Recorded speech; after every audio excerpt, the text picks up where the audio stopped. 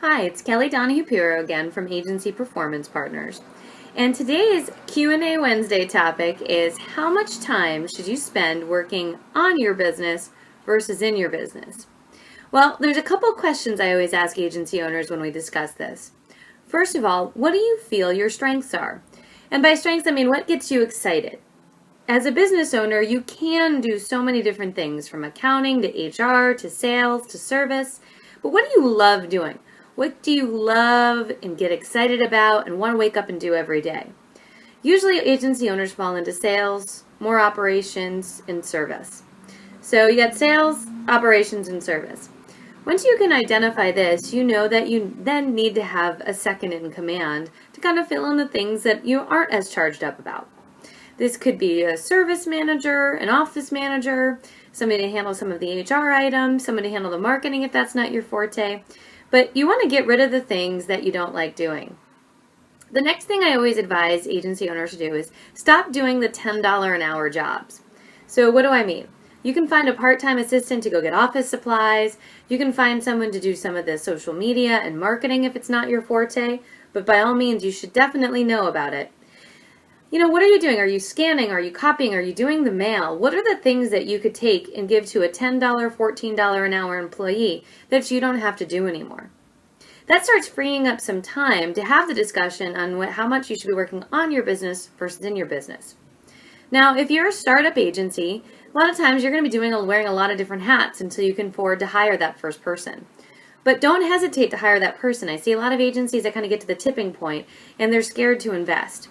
A part-time employee, someone that can be an assistant, maybe somebody who's got kids in school that just wants to work during the day, or can work off hours, maybe an intern, will free you up to do a lot of things you want to do. Now you have to train them, so don't forget that. But as your agency starts to grow and you have more and more people and you understand your main skill set, which would be their operations and service or sales, you then can identify what the best use of your time is. As an agency owner, you have to constantly be recruiting. Agencies that don't have an ad out on Craigslist or at least a job posting on their website are really shooting themselves in the foot. Should always be looking for top talent because you just simply don't know what may happen. So you need to always be having an effort on recruiting. You also need to have an effort on business development. So if it's the marketing side, acquiring agencies, if it's looking for producers, you have to always be in the network looking for those things. And those are things that require you to work on your business. So once you kind of identify what the tipping point is where you can start letting go of some of your sales responsibilities if you're more on the sales side and delegate that, then you need to make sure you're freeing yourself up to doing the core attributes of business growth: acquisition, producer recruitment, HR, and also really marketing and understanding the marketing of your agency to get out there. That also has to do with carrier relations. It's working on your business, not in your business. Now, if you're more on the operations side, some of the things you want to let go of are, the day-to-day operations. If you're physically touching files and doing servicing work, that's not going to help in the long run.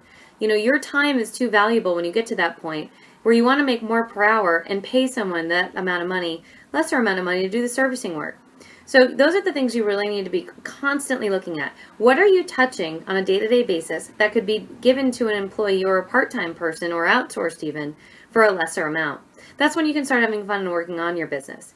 But all of this takes a lot of diligence. It takes a lot of discipline to stop doing the things that you're so used to doing. And it takes the guts to make the investment into having people do these activities. But that's really what's going to charge up your growth. So there is no exact answer of how many hours a day you should be working on your business versus in your business. As your business grows, it changes. So if you're a smaller agency, maybe under $400,000 in revenue, you're probably doing and wearing a lot of the hats. Start analyzing that immediately. Once you start getting up into the $500,000 range, what are the things that you can definitely take off of your desk and give to other people so you can focus on the recruitment and the marketing and the things that generate business growth? As you start getting up and having more employees, then you need to have department managers that take the day-to-day headaches of managing the staff and the processes off of you. And if you're lucky enough to get to the big boys, where you've got, 80 employees, 100 employees, that's a whole different role. You really will be working on your business 100% of the time.